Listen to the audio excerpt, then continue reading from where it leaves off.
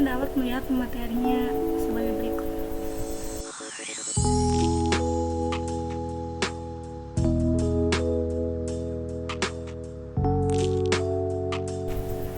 Materi yang pertama yaitu manajemen pemasaran. Manajemen pemasaran adalah penganalisasian, perencanaan, pembimbingan atau pengarahan, pelaksanaan pengawasan yang menimbulkan pertukaran untuk memenuhi keinginan serta kebutuhan konsumen dengan tujuan saling menguntungkan dan menjadikan pasar sebagai sarana atau sasaran yang potensial. Pengertian konsep pemasaran adalah suatu konsep dan cara dasar yang diterapkan dalam melakukan strategi manajemen pemasaran produk atau jasa pada sebuah organisasi ataupun perusahaan. Konsep inti pemasaran, kebutuhan, keinginan, dan permintaan. Yang pertama adalah kebutuhan. Kebutuhan adalah menyatakan dalam rasa kehilangan atau kekurangan. Kebutuhan manusia merupakan konsep paling dasar dalam pemasaran. Contohnya, orang membutuhkan udara, makanan, air, pakaian, dan tempat tinggal untuk bertahan hidup. Yang kedua, keinginan. Keinginan adalah bentuk kebutuhan manusia yang dibentuk oleh budaya dan kepribadian individu. Keinginan dikatakan juga sebagai hasrat pemuas kebutuhan. Contohnya yaitu seorang membutuhkan minum, namun mungkin menginginkannya minuman yang berasa seperti es jeruk, jus, ataupun soft drink lainnya. Yang ketiga yaitu permintaan. Permintaan merupakan keinginan manusia yang didukung oleh daya beli. Contohnya yaitu banyak orang menginginkan mobil yang terkenal, namun beberapa orang saja yang mungkin dapat membelinya. Selanjutnya yaitu nilai. Nilai merupakan selisih antara manfaat yang dinikmati pelanggan karena memiliki cerita menggunakan suatu produk terhadap biaya untuk memperoleh produk tersebut. Selanjutnya yaitu kepuasan. Kepuasan merupakan kemampuan kinerja dalam memenuhi harapan pembeli. Yang terakhir yaitu kualitas. Kualitas yaitu merupakan sifat dan karakteristik total dari sebuah produk atau jasa yang berhubungan kemampuannya dalam memuaskan kebutuhan pelanggan. Ruang lingkup manajemen pemasaran. Peter Drucker, seseorang ahli teori manajemen, terkemuka menjelaskan sebagai berikut. Selalu akan ada kebutuhan akan penjualan. Namun, tujuan dari pemasaran ialah membuat penjualan berlimpah. Tujuan pemasaran ialah mengetahui dan memahami pelanggan dengan baik sehingga produk atau jasa bisa sesuai dengan kebutuhan sehingga terjual sendiri. Idealnya seorang pemasar harus menghasilkan seorang pelanggan yang siap untuk membeli. Dengan demikian, yang dibutuhkan hanyalah memastikan produk dan jasa tersedia sebagai contoh ketika Sony merancang sistem gameplay Station 3. Perusahaan ini dibanjiri oleh pemesanan karena mereka telah merancang produk yang tepat dan baik. Apa yang dipasarkan? Ada tipe entitas barang yang dipasarkan orang-orang pemasaran, yaitu barang, jasa, acara, pengalaman, orang, tempat, properti atau hak kepemilikan, organisasi, informasi, dan ide. Adapun tujuan manajemen pemasaran. Tujuan utamanya dari manajemen pemasaran adalah terjadinya kontinuitas suatu permintaan dan penawaran. Artinya, keinginan dan kebutuhan konsumen dapat terpenuhi sehingga masa depan perusahaan dapat terjamin. Untuk mencapai tujuan tersebut, perusahaan melaksanakan manajemen pemasaran secara baik dan menyeluruh serta terpadu, baik dalam proses produksi, organisasi, pendistribusian, maupun dalam promosinya. Adapun tujuan lain dari manajemen pemasaran yaitu sebagai berikut. Yang pertama, struktur pemasaran barang dan jasa berjalan sesuai dengan program yang telah ditentukan. Yang kedua yaitu antara perancangan, pelaksanaan, pengendalian, dan pengawasan dapat bekerja sama dengan baik. Yang ketiga, pendistribusian dapat dikoordinasikan dengan baik. Yang keempat, semua ruang lingkup manajemen pemasaran dapat diatasi. Yang kelima, konsep pemasaran dapat dilaksanakan dengan baik. Yang terakhir, adapun tujuan akhir dalam manajemen pemasaran adalah tercapainya target penjualan sesuai dengan rencana yang telah ditentukan dan terciptanya keuntungan yang maksimal serta kelangsungan hidup perusahaan dapat terpelihara dengan baik. Semua tujuan tersebut akan terlaksana apabila manajemen pemasaran dapat dilaksanakan dengan baik dan terpadu. Materi yang kedua adalah proses pemasaran dan perencanaan strategi manajemen pemasaran. Pemasaran adalah kinerja dari kegiatan bisnis yang mengarahkan arus barang dan jasa kepada para pelanggan dan pemakai. Dalam pengembangannya, pengertian pemasaran bukan saja masalah penyaluran barang atau jasa kepada pembeli atau konsumen dalam sebuah bisnis, melainkan juga menyangkut berbagai kegiatan yang tidak saja dilakukan oleh sebuah bisnis, tetapi oleh organisasi-organisasi nirbala seperti gereja, universitas atau kegiatan pendidikan lainnya, dan organisasi-organisasi sosial.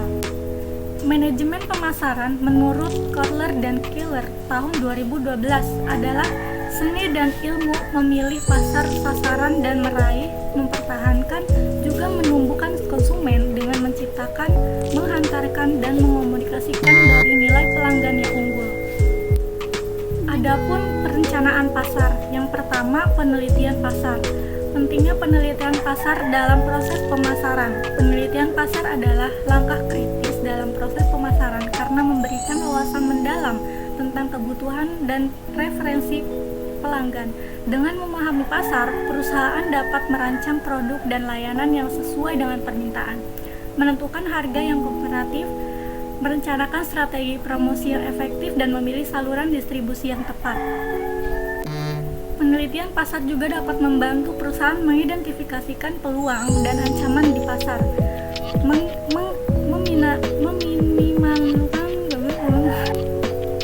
Penelitian pasar juga dapat membantu perusahaan mengidentifikasikan peluang dan ancaman di pasar, meminimalkan resiko kegagalan produk, dan mengantisipasi perubahan tren konsumen. Yang kedua, mengembangkan produk atau layanan identifikasi kebutuhan pelanggan. Identifikasi kebutuhan pelanggan melibatkan interaksi aktif dengan pelanggan potensial. Ini melibatkan mendengarkan keluhan, memahami referensi, dan mengidentifikasi area-area yang dapat diperbaiki dalam produk atau layanan yang ada. Penetapan harga. Faktor-faktor yang mempengaruhi penetapan harga. Faktor-faktor ini melibatkan biaya produksi, harga pesaing, nilai-nilai persepsi pelanggan terhadap produk, serta tujuan perusahaan dalam pasar. Apakah ingin menjadi pemimpin pasar atau fokus kepada segmen pasar tertentu saja? Yang keempat, promosi. Jenis-jenis promosi dalam pemasaran. Periklanan menggunakan media untuk menyebarkan informasi produk. Promosi penjualan menawarkan insentif sementara kepada pelanggan untuk mendorong pembelian. Public relation (PR) membantu citra positif melalui media dan acara-acara khusus. Yang terakhir, distribusi. Saluran distribusi dan keuntungan masing-masing. Saluran distribusi mencakup produsen, grosir, pengeceran, dan konsumen. Saluran-saluran distribusi yang efisien memastikan produk sampai ke pelanggan dengan biaya minimal. Logistik dan manajemen rantai pasok dalam distribusi. Logistik dan manajemen rantai pasok melibatkan pengelolaan penyimpanan, pengangkutan, dan pengelolaan persediaan untuk memastikan produk tersedia tepat waktu dan dalam kondisi yang baik. Selanjutnya yaitu materi tentang riset pemasaran. Riset pemasaran adalah studi mengenai kebutuhan dan keinginan nasabah serta cara-cara agar bank dapat memenuhi kebutuhan tersebut. Riset pemasaran dapat diperoleh dengan cara menugaskan mahasiswa atau dosen pada perguruan tinggi setempat, ataupun dapat menyewa suatu perusahaan riset operasi. Adapun cakupan riset pemasaran, yang pertama riset bisnis, ekonomi, dan perusahaan. Yang kedua penetapan harga, yang ketiga produk, yang keempat tempat dan saluran distribusi, yang kelima promosi. Promosi adalah suatu komunikasi pemasaran, artinya aktivitas pemasaran yang berusaha menyebarkan informasi, mempengaruhi atau membujuk, dan atau mengingatkan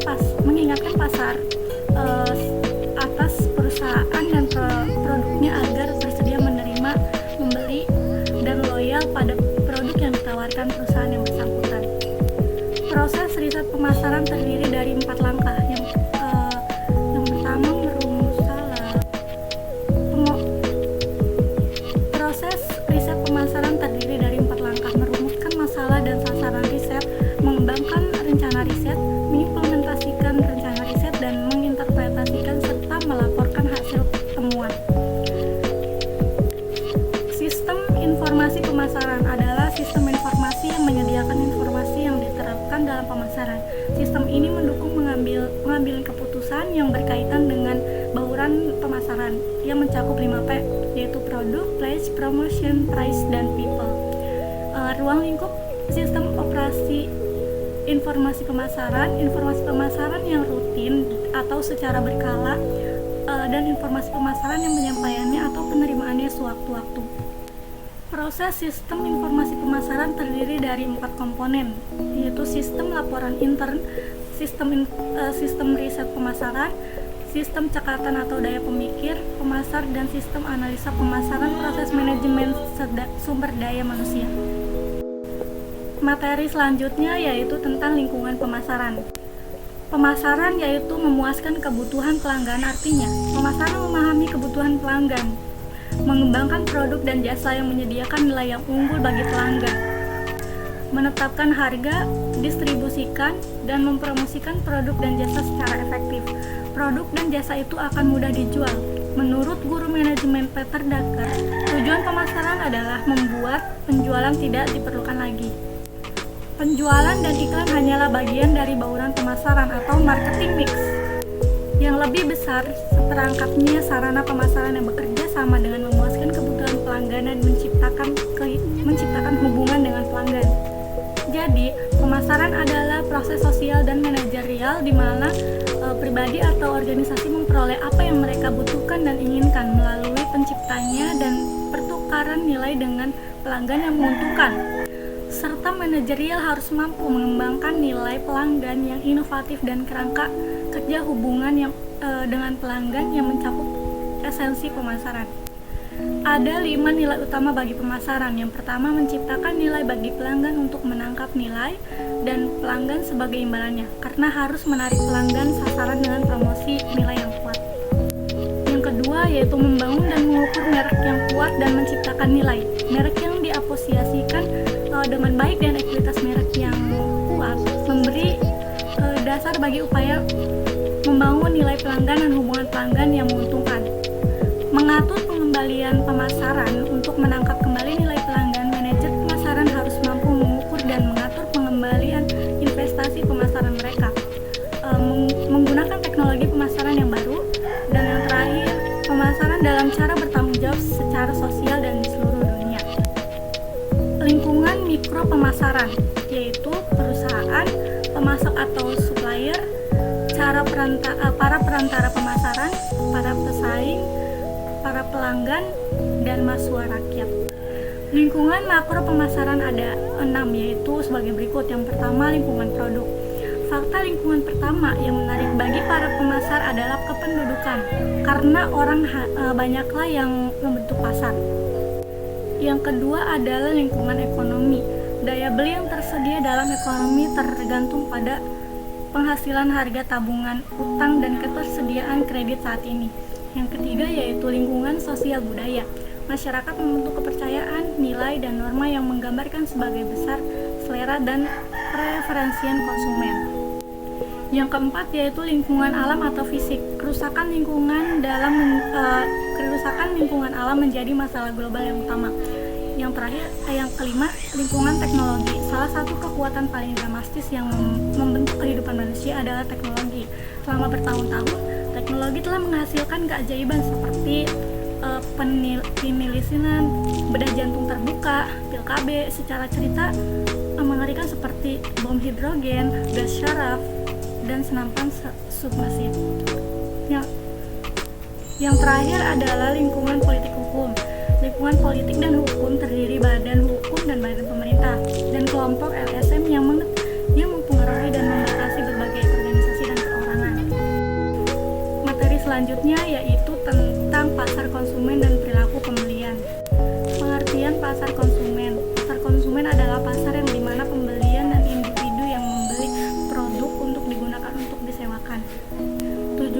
pemasaran adalah memenuhi dan memuaskan kebutuhan dan rangsangan serta keinginan pelanggan sasaran. Bidang ilmu perilaku konsumen mempelajari bagaimana individu, kelompok, dan organisasi memilih, membeli, memakai, serta memanfaatkan barang, jasa, gagasan, atau pengalaman dalam rangka memuaskan kebutuhan dan hasrat mereka.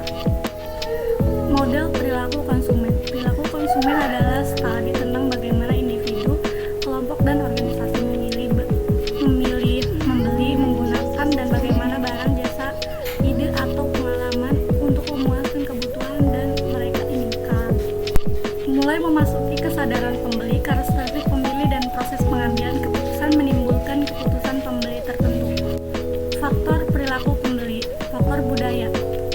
Yang pertama, faktor budaya. Pemasaran harus memahami peran yang dimainkan oleh budaya, subbudaya, dan kelas sosial pembeli. Budaya adalah kumpulan nilai berdasarkan persepsi, keinginan, dan perilaku yang dipelajari oleh anggota masyarakat.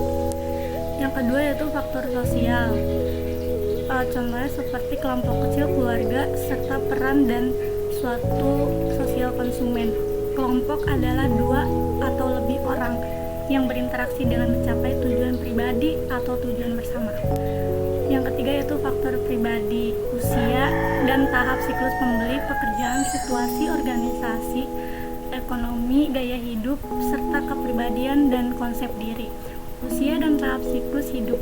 Orang mengubah barang dan jasa yang membeli sepanjang hidup mereka.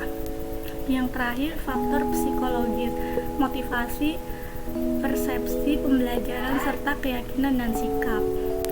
Perilaku pembelian. Pengambilan keputusan konsumen berbeda-beda, tergantung pada jenis keputusan pembelian. Henry Asal membedakan 4 jenis perilaku pembelian konsumen berdasarkan tingkat keterlibatan pembeli dan tingkat perbedaan antara merek. Materi selanjutnya yaitu tentang segmentasi, targeting, positioning. STP marketing adalah salah satu strategi pemasaran untuk menentukan di area manakah sebuah bisnis akan dioperasikan. Sesuai namanya, strategi ini didasarkan oleh 3 langkah, yaitu mengidentifikasi segmen, menganalisis target pasar, serta menentukan posisi yang tepat untuk menjalankan bisnis. STP juga merupakan konsep yang saling terkait dalam proses pemasaran. Metode ini melakukan pendekatan secara sistematis untuk memahami dan menentukan kebutuhan pelanggan dengan membagi pasar menjadi segmen yang lebih kecil, menentukan posisi untuk produk atau layanan, dan menargetkan segmen yang tepat. Apa itu segmentasi? Segmenting atau yang sering dikenal dengan segmentasi pasar merupakan tindakan mengklasifikasikan pasar di dalam kelompok-kelompok dengan berbagai kategori, sehingga kondisi tersebut memungkinkan kebutuhan produk yang berbeda dan kombinasi pemasaran yang terpisah. Singkatnya, segmentasi merupakan proses pembagian pasar menjadi bagian-bagian yang lebih kecil berdasarkan dari karakteristik yang memiliki nilai. Melalui segmentasi pasar, aktivitas pemasaran bisa dilaksanakan sesuai dengan rencana dan memperoleh hasil yang maksimal dan dalam memberikan kepuasan untuk pelanggan atau konsumen. 4 variabel segmentasi. Yang pertama yaitu segmentasi geografis. Segmentasi geografis adalah pengelompokan pasar sesuai dengan lokasi geografis, misalnya suatu desa, kota, provinsi, atau negara. Segmentasi psikografis. Segmentasi psikografis adalah pengelompokan pasar sesuai dengan kelompok gaya hidup tertentu. Segmentasi demografis. Segmentasi demografis adalah pengelompokan pasar sesuai dengan kondisi demografis, misalnya usia, jenis kelamin, pendapatan, dan pekerjaan. Yang terakhir adalah segmentasi perilaku. Segmentasi perilaku adalah pengelompokan pasar sesuai dengan tingkah laku konsumen dalam membeli dan mengkonsumsi suatu produk. Apa itu targeting? Setelah melakukan segmenting dan mengetahui kelompok segmen atau pasar, perusahaan kemudian harus melakukan targeting atau menentukan target pasar segmen pasar. Artinya, pemasaran harus mengevaluasi setiap segmen pasar dan menentukan segmen pasar mana yang paling potensi sebagai target pemasaran.